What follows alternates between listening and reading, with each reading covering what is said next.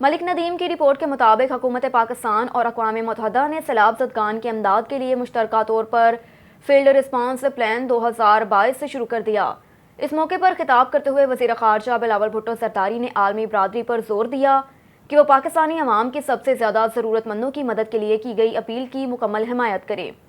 انہوں نے کہا کہ ان کی حوصلہ افزائی کی ہے وہ اس رسپانس پلان کی فنڈنگ کی ضروریات کو پورا کرنے میں دل کھول کر حصہ ڈالیں۔ وزیر خارجہ نے کہا کہ اپیل تعلیم، غذائی تحفظ، زراعت، صحت، غذائیت تحفظ، پناہ گاہ اور غیر خوراکی اشیاء، پانی، صفائی ستھرائی، حافظان صحت کے شعبوں میں توجہ مرکوز کرنے کو ترجیح دی۔ پاکستان کو روزی روٹی اور مویشیوں کی مدد کے ساتھ ساتھ امدادی مشینری اور آلات کی بھی ضرورت ہے۔ کہا کہ ہمیں فوری طور پر پناہ گاہ، خیموں اور مچھردانیوں کی ضرورت ہے اگر اس کا بندوبست کیا جا سکے۔ ہمیں سیلاب سے متاثرہ علاقوں کی تعمیر نو اور بحالی کے لیے تعاون کی ضرورت ہوگی۔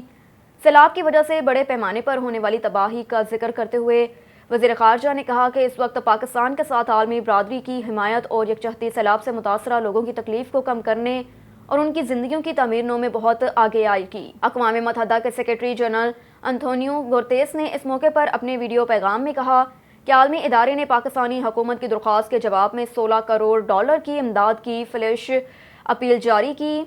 انہوں نے عالمی برادری پر زور دیا کہ وہ اس بڑے بحران سے فوری طور پر نمٹنے کے لیے مل جل کر کام کرے۔